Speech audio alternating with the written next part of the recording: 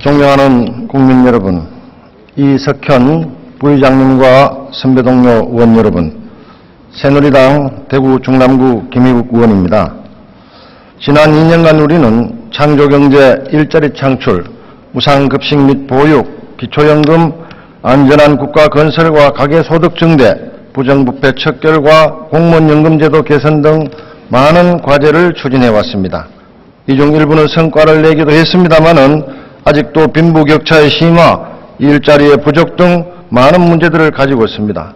한마디로 임중이 도원, 임무는 무겁고 갈 길은 먼 형국입니다. 존경하는 국민 여러분, 역사는 거울이라 했습니다. 이런 상황에서 어떻게 해야만 우리가 처한 문제들을 잘 해결할 수 있을지 역사라는 거울에 우리의 모습을 비추어 보았습니다. 옛말에 1인 전국, 즉 훌륭한 사람 하나가 나라의 운명을 결정한다는 말이 있습니다. 지난 1945년 패전 이후 독일을 평화와 번영으로 이끌었던 콘라드 아데나워 수상의 비전과 철학을 상기하면서 대정부 질문을 시작합니다. 이 위대했던 정치가의 신념은 정치가 독점과 카르텔로부터 자유시장을 지킨다는 신념이었습니다. 총리님 나와주십시오.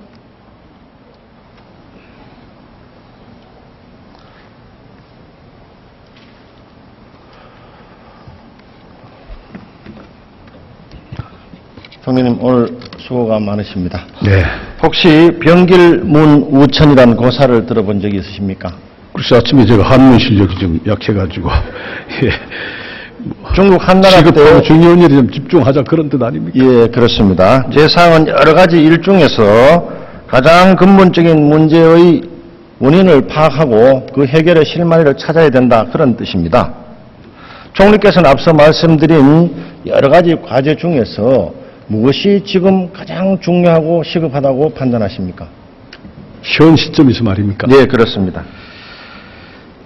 경제가 대단히 어렵기 때문에 네. 우선 경제부터 좀 챙겨놔야 되지 않겠나 하는 생각하고요. 예, 그렇습니다. 본 의원은 네. 우리 국민들이 지금 가장 원하고 바라고 슬프고 고통스러운 것은 소득과 자산은 늘지 않는 반면에 지출과 빚은 급속하게 늘어나고 있다는 이 점입니다. 우리나라 중산층 소득은 193만 원에서 579만 원이고요. 그 중위분이 386만 원입니다. 총리님, 2015년 대한민국에서 월 300만 원 정도 가지고 가족을 부양하고 인간답게 살 수 있다고 보십니까? 살기 나름인데 그렇게 여유 있다고 보여지지는 않습니다. 그렇습니다. 특히 하위 중산층인 195만 원에서 386만 원인 가구는 진짜 중산층이라고 말하기가 쑥스러울 정도입니다. 그렇지 않습니까? 네, 그렇게 생각이 됩니다. 그러면 우리나라 국민들이 보통 나는 중산층이다라고 생각할 때 어떤 모습을 가지고 나는 중산층이다 이렇게 생각하는 걸로 알고 계십니까? 의원님 말씀대로 지금 저희가 중산층은 소득 가장 가운데 있는 기점으로 해서 50%에서 150 사이에 있는 그 레인지를 일반적으로 중산층으로 보고 있는 거 아니겠습니까? 근데 지금 통계와 체감이 좀 다른 측면이 있어가지고 이 판단하기가 대단히 좀 어렵습니다. 왜냐하면 체감적으로 볼 때 국민들이 한 10년 전에는 한 5, 60%, 60, 70%가 중산층이라고 생각했는데 요즘은 한 20, 30% 본인이 중산층으로 생각하고 있기 때문에 체감과 통계를 이게 매치시키기가 대단히 힘들게 됐다 하는 그런 생각을 갖고 있습니다. 네. 현대경제연구원에서 조사를 하면요. 우리나라 사람들이 나는 중산층이다라고 생각하는 기준이 세 가지가 있습니다. 첫째, 월 수입이 515만 원 정도 되고 35평짜리 아파트에 총 자산이 한 6억 6천만 원 정도 돼야 중산층이라고 생각하고 있습니다. 한국노총은 초등학생 아이들 2명 갖고 있는 4인 가구는 생활표준비가 527만 원 정도라고 이야기하고 있습니다. 그러니까 우리가 일반적으로 발표하는 중산층과 실제 중산층의 괴리는 굉장히 큽니다. 총리님, 1인당 우리가 3만 불 소득이라고 하지 않습니까? 통상. 그러면은 가구 소득은 절대 평균으로 하면 800만 원이 돼야 됩니다. 그런데 중산층이라고 생각하는 거는 500만 원이고 실제는 386만 원이에요. 이 원인이 왜 이렇다고 생각합니까? 소득 분포에 문제가 있다고 생각 안 하십니까? 네, 저도 소득 분포에 문제가 있다고 봅니다. 예. 그래서 지금 성장은 되는데 일자리는 늘어나지 않습니다. 그렇지 않습니까? 그럼 이게 누구의 잘못입니까? 아니면 어쩔 수 없는 현상이라고 생각하십니까? 우리의 산업 구조에 기인하기도 할 것이고요. 또 우리의 의식 구조도 이런 원인이 있다고 생각이 됩니다. 의식 구조라는 게 어떤 뜻이죠? 젊은 분들이 그 좀 힘든 자리에 잘 가지 않는 그러한 또 측면도 없지 않아 있다고 생각이 됩니다. 그래서 네. 여러 가지 요인이 있다고 생각이 되기 때문에 그 좀 다각적으로 검토가 필요하다고 생각이 됩니다.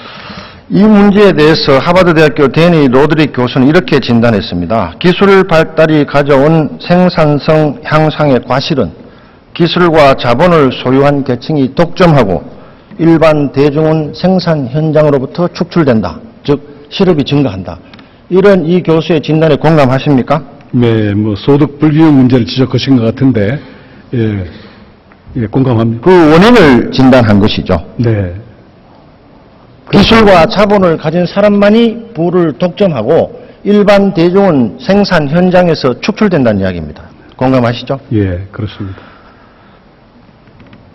이어서 로드릭은 이렇게 이야기합니다. 기술 문명이란 이름의 귀신을 어떻게 퇴치하느냐가 시장 경제와 민주주의의 앞날을 결정한다. 누가 이 문제를 퇴치해야 된다고 생각하십니까? 대단히 어려운 이론을 말씀하시기 때문에 제가 좀 간파하기가 대단히 힘듭니다. 예, 답변하기가 굉장히 힘듭니다. 예. 총리님, 이 문제는 우리나라만 겪는 문제가 아닙니다. 오래 전에 이미 선진국들은 겪었습니다. 그래서 아까 제가 아데나워 수상 이야기를 한 겁니다. 정치가 해결해야 됩니다. 경제가 해결하지 못합니다.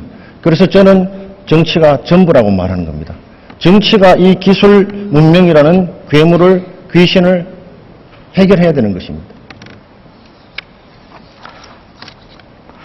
총리님, 우리나라의 지금 경제 철학은 총리님이 생각하시기에 효율과 경쟁이란 경제적 가치를 우선시합니까? 아니면은 정의와 도덕, 독점과 카르텔 타파, 약자 보호, 반칙에 대한 감독 등 사회 정치적 가치를 더 우선시한다고 봅니까? 각자 장단점이 있기 때문에 조화롭게 지금 말씀하신 것들이 조화롭게 상승 작용을 익혀야 된다고 생각을 합니다. 저는 훨씬 더 분명하고 확실한 가치의 우선순위가 필요하다고 봅니다. 만약 그 가치의 우선순위를 정하지 않으면 정책의 방향이 왔다 갔다 하기 때문에 그렇습니다. 도표를 잠깐만 보시죠. 이게 한국판 노동 카스트입니다. 과거 산업공상과 인도의 카스트 제도처럼 4개로 구분이 되어 있습니다. 대기업 정규직과 비정규직, 중소기업 정규직과 중소기업 비정규직 이 4개로 구분이 되어 있습니다. 옆에 임금 격차와 또 시간당 생산성을 표시를 해놨습니다. 총리님, 이 표를 보면은 대기업 대 중소기업의 임금 비율은 360만 원 대 204만 원으로 100대 57입니다. 60%가 안 돼요. 또 정규직 대 비정규직으로 구분을 하게 되면 260만 원 대 145만 원으로 이것도 100대 56입니다. 심각한 문제가 있죠. 임금 격차가 너무 크다는 겁니다. 문제는 생산성이 차이가 나면서 임금 격차가 나는 것은 문제가 없는데 생산성은 비슷하면서도 임금 격차는 너무나 크다는 겁니다. 결국 신분에 따라서 임금이 결정된다는 거죠. 노동 생산성에 따라서 임금이 결정돼야 함에도 불구하고. 그래서 새로운 카스트라고 이야기를 드리는 것입니다. 거기다가 이 신분이 4계급에서 3계급으로 2계급에서 1계급으로 올라가는 신분 상승의 모빌리티가 우리나라는 22%밖에 안 됩니다. 외국은 2배도 훨씬 넘는데요. 이 문제가 결국 대기업 대 중소기업의 임금 격차, 정규직 대 비정규직의 임금 격차의 불합리가 부의 분배 구조를 왜곡하는 가장 큰 대체라고 생각하는데 동의하십니까? 네, 그렇습니다. 지금 이 문제의 가장 큰 원인이 어디 있다고 총리님께서는 생각을 하시는지요? 뭐 사회적 여러 가지 문제가 있겠죠. 예. 노동시장 이중성이라든가 예. 아까 말씀하신 그러한 요인들이 복합적으로 돼 있다고 생각합니다. 저는 가장 확실한 3가지 원인을 설명을 드리고자 합니다. 첫째로 가계의 고가는 비었고 기업의 고가는 지금 넘치고 있습니다.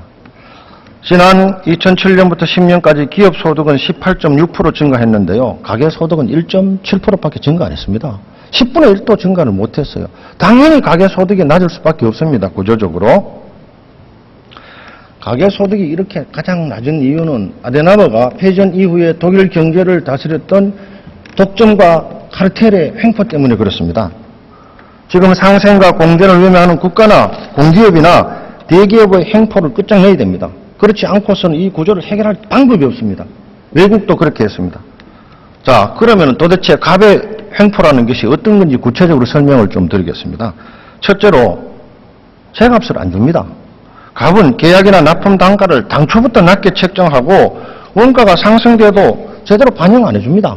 그 사실은 지사를 하실 때나 또 총리를 하실 때 잘 알고 계시죠. 우리나라의 가격 결정 구조가 왜곡되어 있습니다.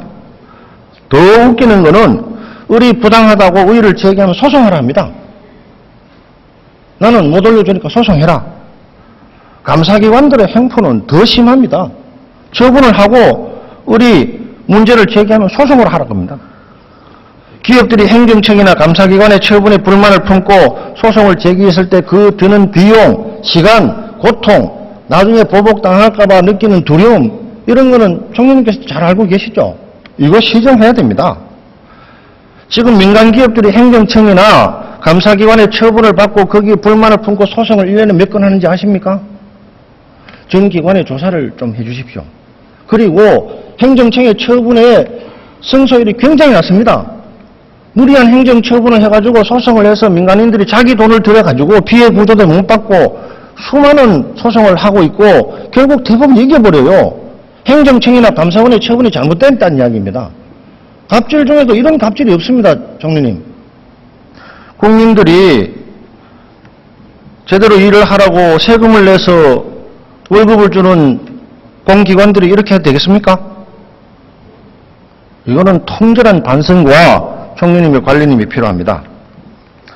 두 번째로 갑은 현금으로 결제할 능력이 되는데도 3개월 또는 6개월짜리 어음을 줍니다. 그 어음을 받은 을은 어떻게 해야 되겠습니까? 돈이 급한데. 수수료를 주고 할인을 받아야죠. 수수료가 대충 몇 프로인지 아십니까?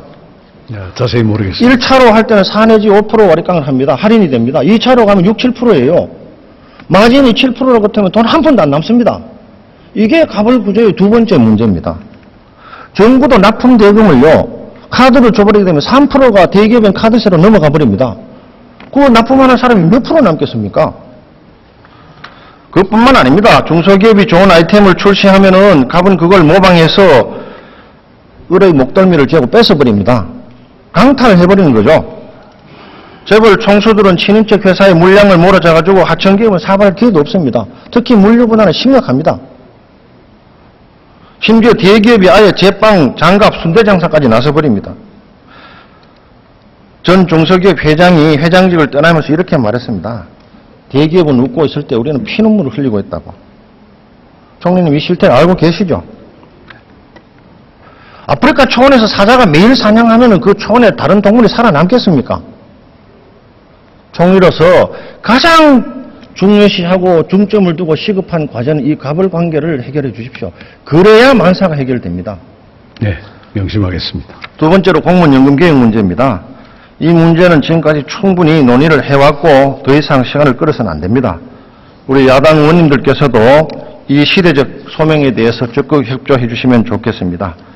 총리님도 공무원연금 개혁 관련해서 공무원들한테 제대로 좀 설명을 해야 됩니다. 지금 그분들은 굉장히 화가 나 있지 않습니까? 그분들은 잘못이 없습니다. 당초에 그렇게 하기로 계약을 하고 공무원이 됐고 나중에 국가가 어려워져서 자기들에게 희생과 부담을 지금 요구를 하고 있지 않습니까? 총리님 얼마 전에 세종시에 근무하는 과장급 전원한테 지난 3개월간 행적을 자진해서 제출하라고 하신 걸 기억하십니까? 총리가 지시하진 않았습니다만 그러한 사실이 있는 것으로 보고 다행입니다. 총리님 중단해 주십시오. 안 그래도 지금 열받아 있는 공무원들한테 이거는 혐의가 입증되지도 않는데 일망타진식으로 그렇게 모욕을 준다고 저는 생각합니다. 필요한 경우에는 그 사람을 조사하는 건 모르겠지만은 저는 3개월 동안 행적을 내라는 게 말이 됩니까 그게? 오늘 가시면은 이 문제를 시정해 주십시오. 그 다음에 법인세 문제에 대해서 저 소견을 말씀드리겠습니다. 지금 법인세를 올리느냐 마느냐 여러 가지 논란이 있는데요. 법인세 인상의 여부 문제는 앞에 갑이 을에게 제값을 줘야 됩니다. 지난 정부에서 법인세를 25%에서 22%로 까준 이유가 일자리를 창출하고 투자를 늘리라고 한 거 아닙니까? 그게 중소기업한테 제 값을 줘야 중소기업이 임금을 줄 수가 있습니다. 지금 최저임금 올리는데 저도 동의합니다만은 쌀떡이 쌀이 있어야 줄 거 아닙니까? 중소기업이 제 값을 못 받는데 무슨 재주로 임금을 제대로 줄 수 있겠습니까? 총리님. 안 그렇습니까? 모든 문제의 핵심은 제 값을 안 주는 데 있습니다. 국가도 공기업도 값도 충분히 제 값을 받아야 적정 이윤이 생겨야 임금을 줄 수가 있는 겁니다. 그렇지 않습니까? 법인세도 지난 5년 동안에 값이 25%에서 22% 할인받으면서 27조가 덕을 받습니다. 그 돈을 자기들이 가질 게 아니라 중소기업에 줘야죠. 줘야 그 돈을 월급을 줄 거 아니겠습니까? 이 문제에 대해서 법인세 문제는 인상을 하느냐 안 하느냐 문제보다도 지금까지 받은 그 혜택, 법인세를 낮춰준 근본 취지가 달성이 돼야만 그 문제를 할 수가 있습니다. 최저임금도 마찬가지입니다. 저도 최저임금이 올라가서 우리 국민들이 대부분 대한민국 중산층이다 하면 한 달에 500만 원 정도 받으면 좋겠습니다. 그러나 지난번에 최저임금을 강제 적용했을 때 우리 아파트부터 문제가 생겨버렸습니다. 최저임금을 올리게 되면은 24만 명 정도 되는 경비원들 중에 4만 명이 실직 위기에 몰려버린 거예요. 저희 아파트에서도 월급을 적게 받는 대신에 일을 하겠다 해가지고 최저임금을 못 주고 일을 그대로 유지를 시켰습니다. 최저임금 인상에 대해서 그런 문제를 알고 계시죠? 네. 최저임금 인상은 누구나 다 동의합니다. 그러나 전제 조건이 두 가지입니다. 최저임금을 인상했을 때 일자리가 줄어들면 안 됩니다. 두 번째로 임금 인상으로 해서 부도가 나면 안 됩니다. 그렇죠? 부도를 나고 일자리를 줄이기 위해서 임금 인상을 안 하는 게 아니지 않습니까? 그보다 더 선행돼야 되는 것이 갑을 횡포를 근절해야만 최저임금을 올려줄 수 있는 여건이 조성되는 겁니다. 총님 견해를 한번 말씀해 주시죠. 네, 동의합니다. 네. 존경하는 선배 동료 의원 여러분, 아무리 좋은 제도라도 현실에 적용이 가능해야 됩니다. 그 적용이 가능하지 않고 적용했을 때 많은 문제점이 노정이 되어버린다면은 그 제도는 차라리 시행을 안 하는 게 더 낫지 않겠습니까? 아무리 어려운 상황이 오더라도 정치의 요체는 국민들의 먹고 사는 문제를 잘 대처하는 거로 생각을 합니다. 총리님, 소위 성완종 리스트 문제는 수사기관이 수사를 하고 우리 행정부와 의회는 민생을 위한 법안 처리와 각종 제도를 정비를 해야 됩니다. 본 의원이 말씀드린 그 내용들을 충분히 숙지를 하시고 앞으로 행정할 때 꼭 제대로 반영해 줄 것을 요청을 드립니다. 그렇게 하겠습니다.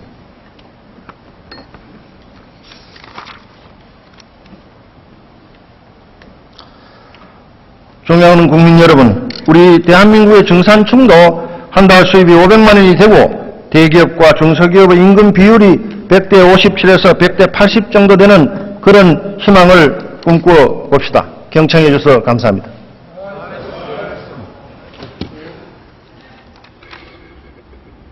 네, 김의국 의원 수고하셨습니다. 다음은 정의당 비례대표 김재남 의원 나오셔서 질문해 주시겠습니다.